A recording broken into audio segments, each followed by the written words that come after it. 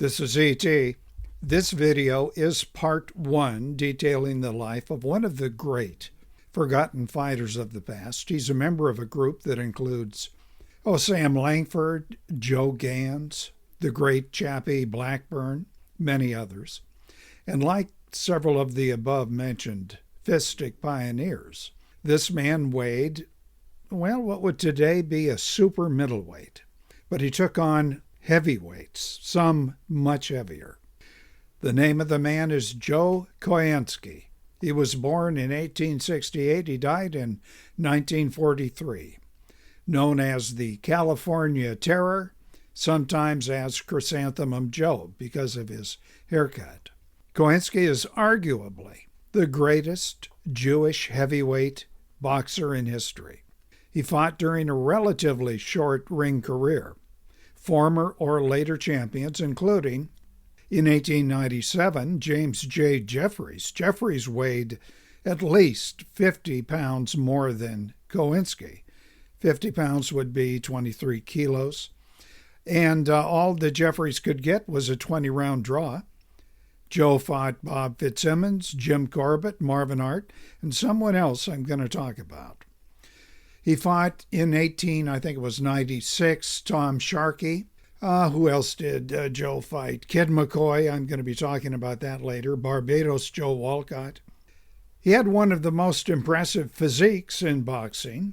The National Police Gazette, it was a big periodical for fighting back in the 1890s, said Choynski, and I'm quoting, "Stripped is a model for a sculpture. He looks like Hercules."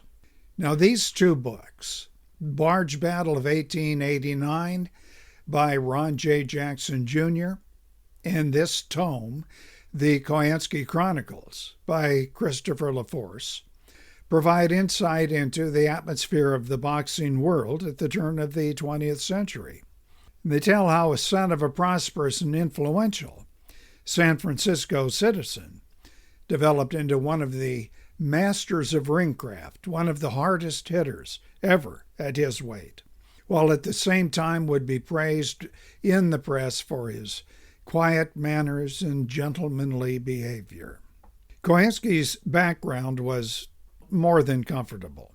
His father was I.N. Choynski, and he was prominent as a journalist and a magazine publisher. He owned Public Opinion. Abe Lincoln himself appointed Choynski, Sr., customs collector at the Port of San Francisco. The father was founder of the Antiquarian Bookstore. That was a world-famous landmark, visited by virtually every famous author, including Mark Twain, who else? Bret Hart. Oh, and Henry George. Henry George is reported to have written his famous book, Progress and Poverty, in the back of that store. And while we're on that topic, if you're a little concerned in the year 2021 about political things and are searching for answers, and if you're on the left or the right, take a look at Henry George's Progress and Poverty. E.T. plans to upload many more videos regarding Choynski's ring career, including famous brawls with Kid McCoy, the one with Jim Jeffries, Jim Corbett. They were terrible rivals, did not like each other, both from San Francisco. But this story, the one you're going to hear about shortly, is about Choynski set to, with a name I left out, of those future champions Choynski fought, his name, Jack Johnson. This fight taking place at the twilight of Choynski's career. The date was February 25, 1901. The location on the island city of Galveston, Texas. And that occurred just months after the September 1900 hurricane. That hurricane had 135-mile-an-hour winds and a tremendous water surge. It destroyed, listen to this, 3,600 buildings and killed between 6,000 and 12,000 people. They don't know the exact number. Galveston is hometown of John Arthur Jack Johnson, who in 1908 became heavyweight champion of the world. But in 1901, although he's experienced, he's not that well known and still a little green. The story of how that fight took place has several conflicting and self-serving authors, including one Albert Lasker. He is known as the father of modern advertising. Lasker ran the Lord and Thomas advertising agency. He gave the world many slogans, and one of his first was, "Reach for a Lucky instead of a Sweet," which made Lucky Strike cigarettes the world's most popular brand, and it ended discrimination against women smoking in public. Later on, Lasker managed Warren Harding's successful 1920 presidential campaign, and later on after that, he joined in business with Harding's opponent in 1920, James M. Cox, to form what became a communication company that today, after many transformations, could be providing you a connection that allows you to see this video. Well, the idea of matching novice Johnson with a seasoned Joe was, according to Lasker and his biographer John Gunther, all Lasker's idea. Lasker was living in Galveston, too. Here's how Lasker, through Gunther, tells the story.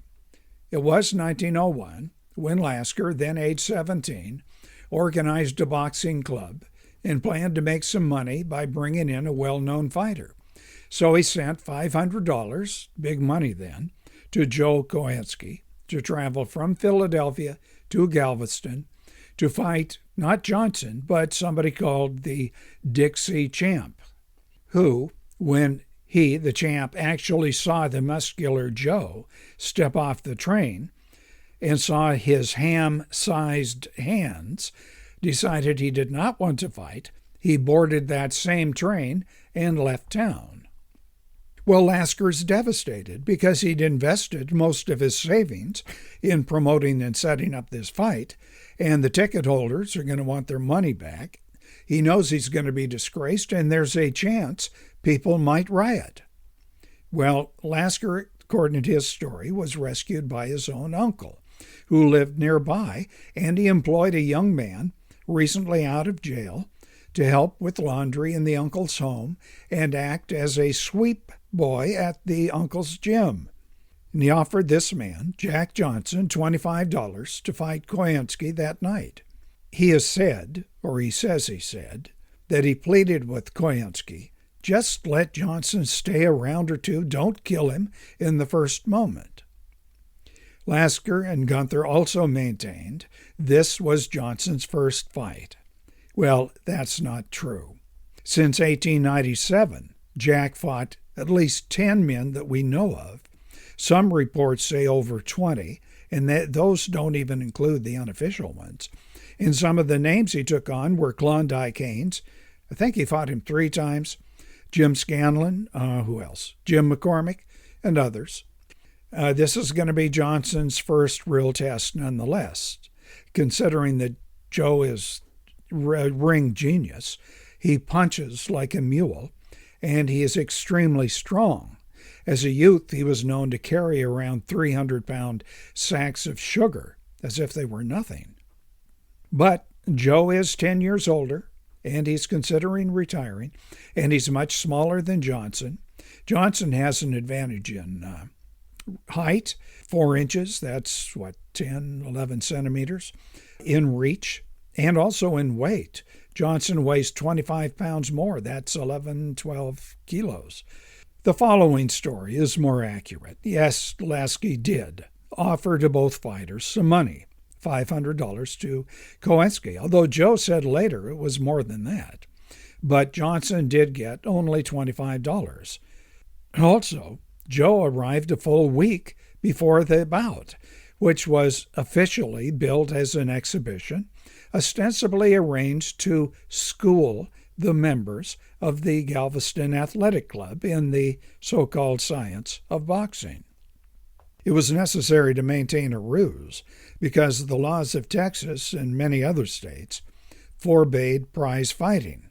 So the club maintained also that the bout was simply an exhibition, and neither Choynski nor Johnson was paid to fight, but rather to receive money as an instructor in Joe's case, and I guess for just helping out at the gym in the case of Johnson.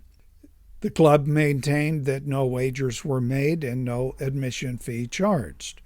Of course, all of that was, well, a ruse.